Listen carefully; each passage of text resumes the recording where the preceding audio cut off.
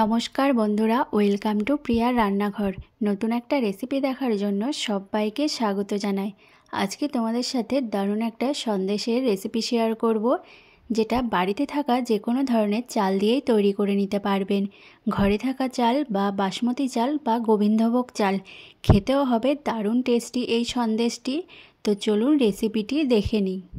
তো প্রথমেই এখানে আমি নিয়েছি 250 গ্রাম গোবিন্দভোগ চাল। আর এই চালটা আমি ভালো করে ধুয়ে পরিষ্কার করে শুকিয়ে নিয়েছি। তবে হ্যাঁ, রোদে কিন্তু শুকানো যাবে না, ধুয়ে সুতির কাপড়ে দিয়ে মেলে শুকিয়ে নিলে হয়ে যাবে। এবার একটা কড়াই নিয়েছি, কড়াইয়ের মধ্যে আমি দিয়ে দিচ্ছি 2 চামচ ঘি। এবার ঘিটা গলে গরম হয়ে আসলে এর মধ্যে আমি গোবিন্দভোগ চালটা দিয়ে দেব। এবার খুব ভালো করে এই চালটা নেড়েচেড়ে ঘিয়ের সাথে মিশিয়ে নিচ্ছি। আর এই চালটা একটু লালচে করে ভেজে নেব। আর দেখুন, এখন কিন্তু গোবিন্দভোগ চালগুলো হালকা একটা কালার আসতে শুরু করে দিয়েছে, তবে আরেকটু লালচে করে ভেজে নেব। আর দেখুন, এখন কিন্তু গোবিন্দভোগ চালগুলো অনেকটা কালার হয়ে গেছে। এবার এই চালগুলো আমি নামিয়ে ঠান্ডা করে নেব। তার জন্য এভাবে একটু ছড়িয়ে দিচ্ছি। আর এটা এদিকে ঠান্ডা হতে হতে আমি এদিকে দুধটা রেডি করে নেব। তার জন্য একটা পাত্রে কিছুটা জল গরম হতে দিয়ে দিয়েছি। আর এখানে নিয়েছি 1 বাটি গুঁড়ো দুধ। আর জলটা এইভাবে গরম হয়ে গেলেই এর মধ্যে গুঁড়ো দুধটা দিয়ে এভাবে সুন্দর মিশিয়ে নেব। এই সন্দেশটা আমি গুঁড়ো দুধ দিয়েই তৈরি করব, তবে আপনারা চাইলে গুঁড়ো দুধের পরিবর্তে লিকুইড দুধটাও নিতে পারেন। আর এইদিকে চালটাও ঠান্ডা হয়ে গেছে। এবার এই চালগুলোকে আমি নিয়ে নিচ্ছি একটা মিক্সার গ্রাইন্ডারে দিয়ে একটু গুঁড়ো গুঁড়ো করে নেব। আর দেখুন, সুন্দর করে গুঁড়ো করে নিয়েছি, তবে একেবারে কিন্তু মিহি করে গুঁড়ো করে নিই, একটু দানা দানা থাকবে, এই রকমভাবেই কিন্তু গুঁড়ো করে নিতে হবে। এবার এগুলো একটা প্লেটের মধ্যে নিয়ে নিয়েছি। আর দেখুন, একটু দানা দানাভাবেই গুঁড়ো করেছি। এবার কড়াইতে দিয়ে দিচ্ছি কিছুটা জল, আর তার মধ্যে দিয়ে দিচ্ছি হাফ বাটি চিনি। এই চিনিটা দিয়ে আমি একটা ক্যারামেল তৈরি করে নেব। তবে আপনারা যদি ক্যারামেলটা কোনো ননস্টিকের পাত্রের মধ্যে করেন, তাহলে আর এইভাবে জল দেওয়ার কোনো প্রয়োজনই হবে না। আর দেখুন, এখানে কিছুক্ষণ পরে চিনির একটা কালার আসতে শুরু করেছে। এবার একটা খুন্তি দিয়ে নেড়ে চেড়ে মিশিয়ে নেব। এবার কিছুক্ষণ পরই এইভাবে একটু নেড়ে চেড়ে নিতে হবে। আর দেখুন, এখন কালারটা কতটা সুন্দর এসছে। এবার এর মধ্যে দিয়ে দেব যে দুধটা আমি রেডি করে রেখেছিলাম, সেই দুধটা অল্প অল্প দেব আর এইভাবে মিশিয়ে নেব। দুধটা খুব ভালো করে মিশিয়ে নিয়েছি। এবার এর মধ্যে আমি দিয়ে দিচ্ছি কিছুটা এলাচ গুঁড়ো।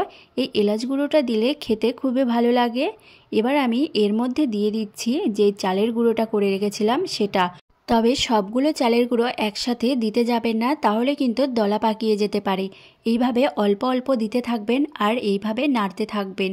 আর দেখুন কতটা সুন্দর আস্তে আস্তে ঘন হয়ে আসছে। এইভাবেই কিন্তু সমানে নেড়ে চেড়ে মিশিয়ে নিতে হবে। আর যখনই এইভাবে ঘন হয়ে একটা ডোয়ের মতো তৈরি হয়ে যাবে, তখনই এর মধ্যে দিয়ে দেব 1 চামচ ঘি। ঘিটা দিয়েও এইভাবে নেড়ে চেড়ে মিশিয়েই নামিয়ে নেব। এইবার যে বাটিতে আমি সন্দেশটা বসাতে দেব, সেই বাটির নিচে এইভাবে একটা কাগজকে কেটে দিয়ে দিয়েছি, আর তার ওপর খুব ভালো করে ঘি লাগিয়ে নিয়েছি।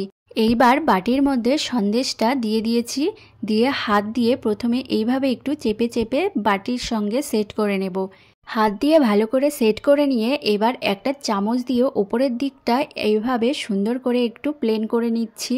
এইবার উপর থেকে দিয়ে দিচ্ছি কিছুটা কাজু বাদাম কুচি। এতে সন্দেশটা দেখতে কিন্তু অনেকটাই সুন্দর লাগবে আর খেতেও খুব ভালো লাগবে। এইবার সন্দেশটা ভালো করে সেট হওয়ার জন্য আমি এটা ফ্রিজের মধ্যে রেখে দেব 10 থেকে 15 মিনিট। আর যাদের ফ্রিজ নেই তারা কিন্তু নর্মাল এইভাবে রেখে দেবেন 1 ঘন্টা মতো। এবার দেখুন, আমি ফ্রিজ থেকে 20 মিনিট পর এটা বের করে নিয়েছি। নিয়ে ধারগুলো এভাবে একটু ছুরি দিয়ে ছাড়িয়ে নিচ্ছি।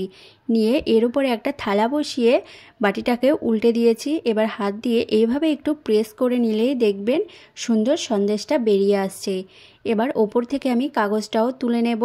আর দেখুন সন্দেশটা কতটা সুন্দরভাবে সেট হয়ে গেছে। এইবার সন্দেশটাকে একটু উল্টো করে নিয়েছি, তারপর মাঝ বরাবর এইভাবে কেটে নিয়েছি। এবার সন্দেশগুলোকে সুন্দর লম্বা লম্বা করে একটু পিস পিস করে নেব। তবে আপনারা চাইলে এটা চারকোনা শেপও দিয়ে নিতে পারেন। আর দেখুন সন্দেশগুলো কতটা সুন্দর হয়েছে, একেবারে দোকানের মতো। এইভাবে কিন্তু একবার বাড়িতে সন্দেশ বানিয়ে দেখবেন, খেতে দারুণ লাগে। যেমন গন্ধ তেমনই কিন্তু টেস্টি হয়। খেয়ে কিন্তু বুঝতেই পারবেন না যে এইগুলো বাড়িতে চাল দিয়ে বানানো সন্দেশ। একবার এই সন্দেশগুলো বানিয়ে খেলে বারবার খেতে মন চাইবে। তো আজকের এই সন্দেশের রেসিপিটি যদি ভালো লেগে থাকে তাহলে অবশ্যই চ্যানেলটি সাবস্ক্রাইব করে দেবেন আর লাইক, কমেন্ট, শেয়ার করে দেবেন।